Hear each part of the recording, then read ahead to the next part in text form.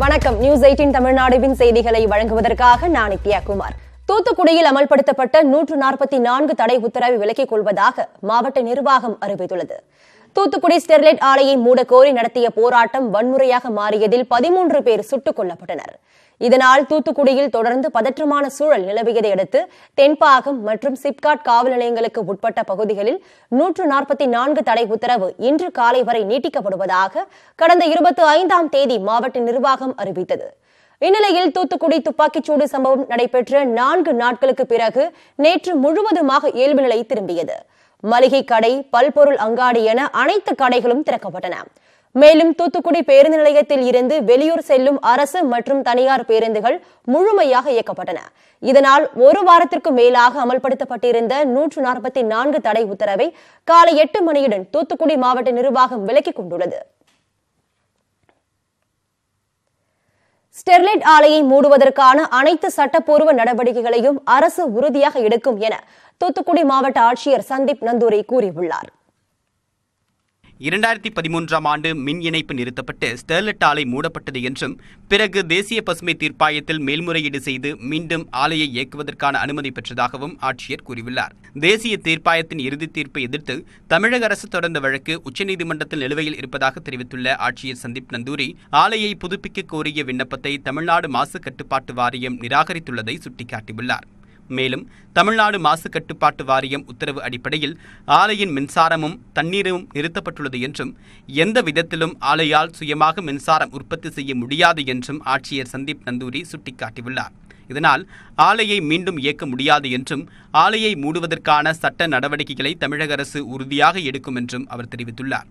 இதனிடையே தூத்துக்குடியில் நடைபெற்ற வன்முறை தொடர்பாக கைது செய்யப்பட்டவர்களில் 73 பேர் சொந்த ஜாமீனில் விடுவிக்கப்பட்டிருக்கிறார்கள். தூத்துக்குடி துப்பாக்கிச்சூடு சம்பவத்திற்கு நீதி கேட்டு லண்டனில் உள்ள இந்திய தூதரகம் முன்பாக ஆர்ப்பாட்டம் நடைபெற்றது. இதில் கலந்து கொண்ட தமிழர்கள் ஸ்டெர்லைட் ஆலையை நிரந்தரமாக மூட கோரியும் துப்பாக்கிச்சூட்டிற்கு நீதி கேட்டும் முழக்கங்கள் எழுப்பினர்.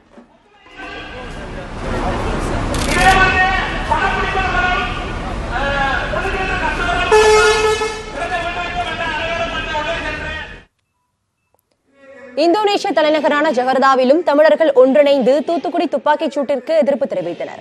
தென்கிழக்காசிய தமிழ்ச்சங்கம் மற்றும் இந்தோனேஷிய தமிழ் கலாச்சார பேரவை சார்பில் 50 தமிழர்கள் ஒன்று கூடி முழக்கங்கள் எழுப்பினர்.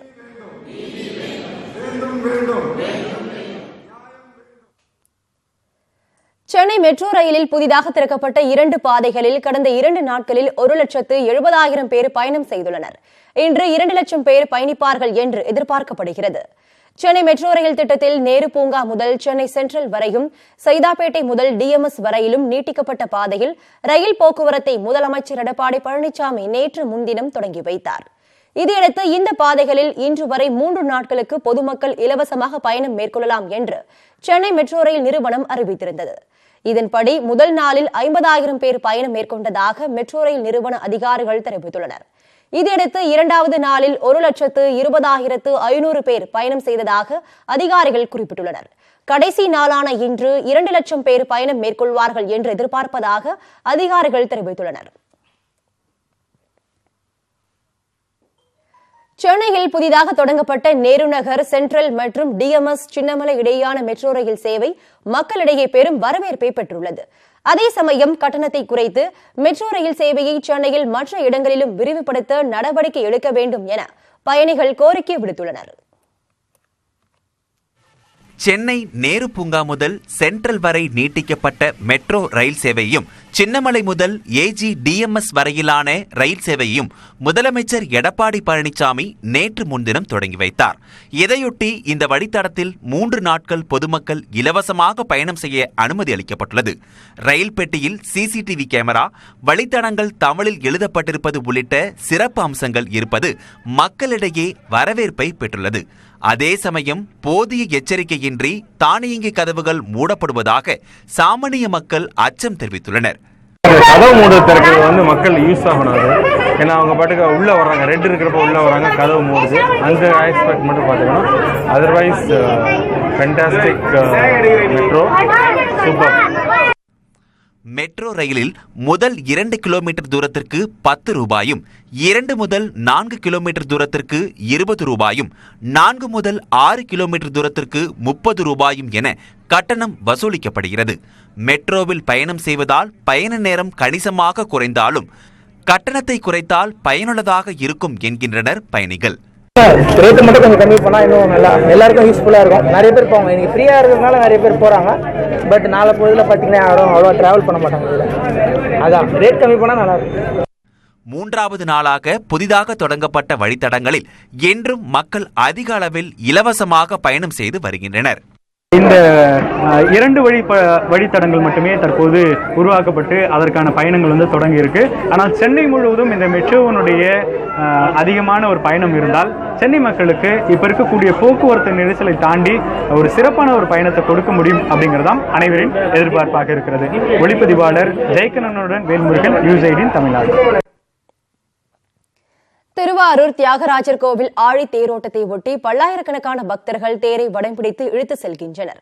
திருவாரூர் தியாகராஜர் கோவிலில் உள்ள தேர் ஆசியாவிலேயே மிக உயரமான தேர் என்ற புகழ் பெற்றது. இந்த கோவிலில் சித்திரை மாதத்தில் நடைபெறும் ஆழி தேரோட்டத்தை காண தமிழ்நாட்டின் பிற மாவட்டங்கள் மற்றும் பிற மாநிலங்களைச் சேர்ந்த பக்தர்கள் படையெடுப்பர். பிரசித்தி பெற்ற திருவாரூர் ஆழி தேரோட்டம் இன்று காலை 7 மணிக்கு தொடங்கியது. சென்னை உயர்நீதிமன்ற நீதிபதி பாஸ்கரன், உணவுத்துறை அமைச்சர் காமராஜ், மாவட்ட ஆட்சியர் நிர்மல்ராஜ், மாவட்ட காவல் கண்காணிப்பாளர் மயில்வாகனன் ஆகியோர் வடம்பிடித்து தேரை இழுத்தனர். 96 அடி உயரமும் 31 அடி அகலமும் 350 டன் எடையும் கொண்ட ஆழித்தேரை ஆருரா தியாகேசா என்று விண்ணதிரும் பக்தி முழக்கத்துடன் பல்லாயிரக்கணக்கான பக்தர்கள் வடம்பிடித்து இழுத்து செல்கின்றனர். அதிர்வேட்டைகளுடன் தேரில் அசைந்து வாடி வரும் தியாகராஜரை பொதுமக்கள் மனமுருகி தரிசனம் செய்து வருகின்றனர். தேரோட்டத்தை ஒட்டி 1000க்கும் மேற்பட்ட போலீசார் அங்கு பாதுகாப்புக்காக குவிக்கப்பட்டுள்ளனர்.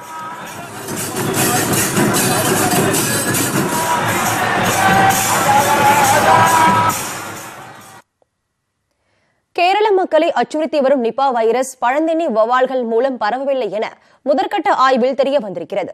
கேரள மாநிலம் மலப்புரம், கோழிக்கோடு மாவட்டங்களில் நிபா வைரஸ் தொற்றுக்கு இதுவரை 13 பேர் உயிரிழந்துள்ளனர். மத்திய மாநில சுகாதாரத்துறை அதிகாரிகள், எய்ம்ஸ் மருத்துவர்கள் அடங்கிய குழு அந்த பகுதிகளில் முகாமிட்டு மக்களுக்கு சிகிச்சை அளித்து வருகின்றனர். கோழிக்கோடு மாவட்டத்தில் மூசா என்பவருக்கு சொந்தமான கிணற்றில் இருந்த வௌவால்கள் மூலம்தான் நிபா வைரஸ் பரவியதாக கூறப்பட்டது. இதையடுத்து அங்குள்ள 21 வௌவால்களின் இரத்த மாதிரிகள் எடுக்கப்பட்டு புனேவில் உள்ள பரிசோதனை கூடத்துக்கு அனுப்பி வைக்கப்பட்டன. அதன் மூலம் முதற்கட்ட ஆய்வில் பழந்தென்னி வௌவால்கள் மூலம் நிபா வைரஸ் பரவவில்லை என்பது தெரிய வந்திருக்கிறது. இதனிடையே மருத்துவர்கள், செவிலியர்கள் விடுமுறையின்றி பணியாற்ற வேண்டும் என கோழிக்கோடு அரசு மருத்துவமனை டீன் அறிவுறுத்தியுள்ளார். நிபா வைரஸால் பாதிக்கப்பட்டவர்களை தவிர மற்றவர்களை உடனடியாக டிஸ்சார்ஜ் செய்வதற்கான பணிகளும் அங்கு தொடங்கியுள்ளன.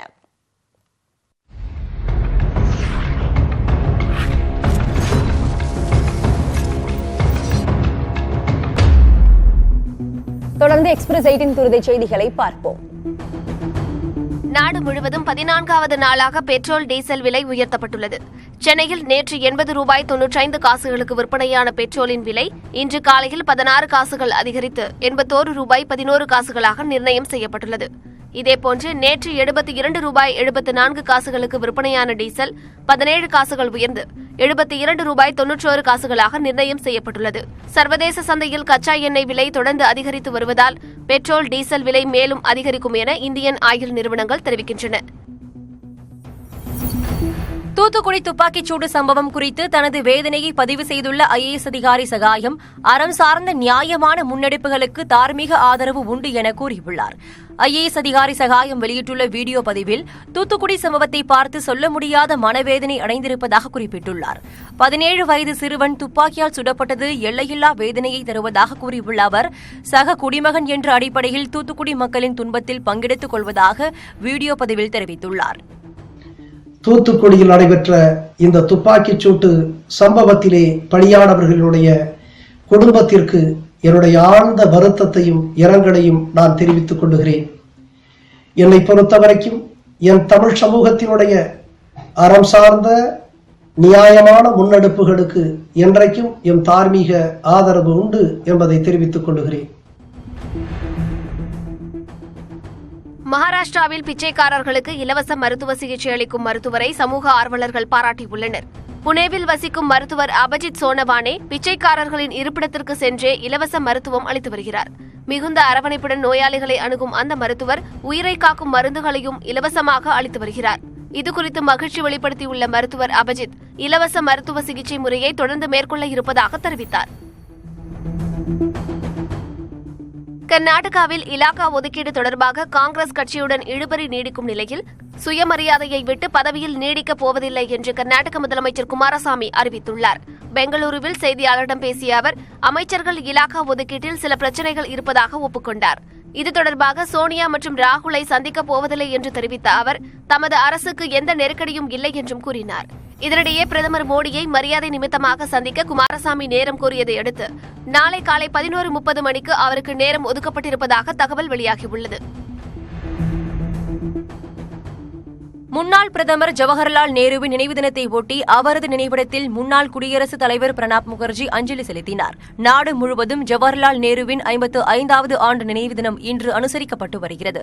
இந்நிலையில் டெல்லியில் அவரது நினைவிடம் அமைந்துள்ள சாந்தி வனத்தில் முன்னாள் குடியரசுத் தலைவர் பிரணாப் முகர்ஜி, முன்னாள் பிரதமர் மன்மோகன் சிங், ஐக்கிய முற்போக்கு கூட்டணியின் தலைவர் சோனியா காந்தி, காங்கிரஸ் தலைவர் ராகுல் காந்தி ஆகியோர் மலர்தூவி அஞ்சலி செலுத்தினர். கர்நாடக மாநிலத்தில் பிறந்த குழந்தைக்கு 2 நாட்களிலேயே பாஸ்போர்ட் வழங்கி மத்திய அரசு நடவடிக்கை எடுத்துள்ளது. ஆதார் அட்டை, வாக்காளர் அட்டை, பான் கார்டு ஆகிய 3 ஆவணங்களுடன் அனெக்ஷரை இணைத்திருந்தால் 4 நாட்களில் பாஸ்போர்ட் பெற முடியும் என மத்திய அரசு அறிவித்துள்ளது. இந்நிலையில் கர்நாடக மாநிலம் ஷிமோகாவில் பிறந்த ஆண் குழந்தைக்கு பாஸ்போர்ட் கேட்டு அவரது தாய் விண்ணப்பித்துள்ளார். இதுகுறித்து வெளியுறவுத்துறை அமைச்சர் சுஷ்மா சுவராஜின் டுவிட்டரிலும் பதிவிட்டுள்ளார். இந்நிலையில் சுஷ்மா சுவராஜின் நடவடிக்கையால் பிறந்த குழந்தைக்கு 2 நாட்களை பொலிவியாவில் கடவுளுக்கு நன்றி செலுத்தும் திருவிழாவில் 40,000க்கும் மேற்பட்ட நடன கலைஞர்கள், இசைக்கலைஞர்கள் பங்கேற்றனர். பொலிவியா தலைநகர் லாபாஸில் வண்ணமயமான உடைகளில் நடன கலைஞர்கள் நடனமாடியபடி சாலைகளில் அணிவகுத்தனர்.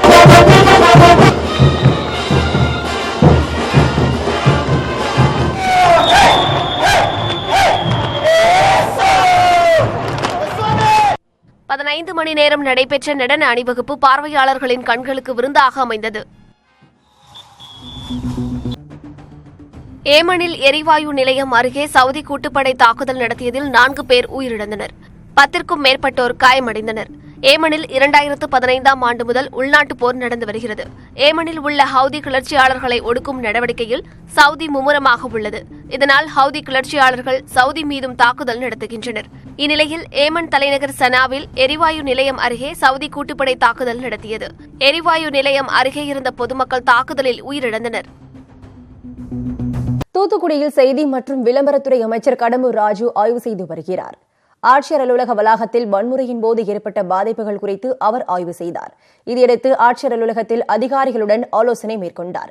இதில் மாவட்ட ஆட்சியர் சந்தீப் நந்தூரி, மாவட்ட காவல்துறை கண்காணிப்பாளர் முரளி ரம்பா மற்றும் உயர் அதிகாரிகள் கலந்து கொண்டனர். இதனைத் தொடர்ந்து வன்முறையால் பாதிக்கப்பட்டு அரசு மருத்துவமனைகளில் அனுமதிக்கப்பட்டுள்ளவர்களை அமைச்சர் பார்வையிட்டு ஆறுதல் கூறினார்.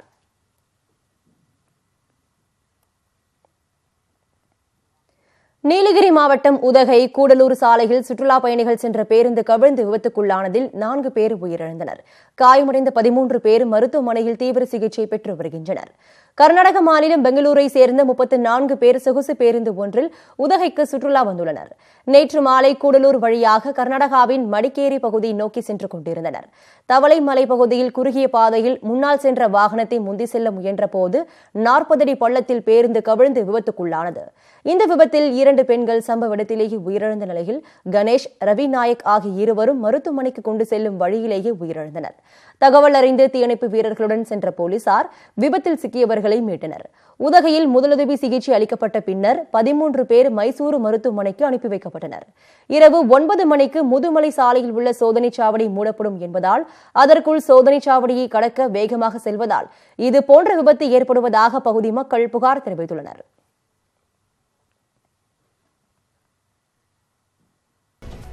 இத்துடன் இந்த செய்தி தொகுப்பு நிறைவு பெறுகிறது. மேலும் பல அண்மை செய்திகளுக்கு தொடர்ந்து இணைந்திருங்கள். இது நியூஸ் 18 தமிழ்நாடு.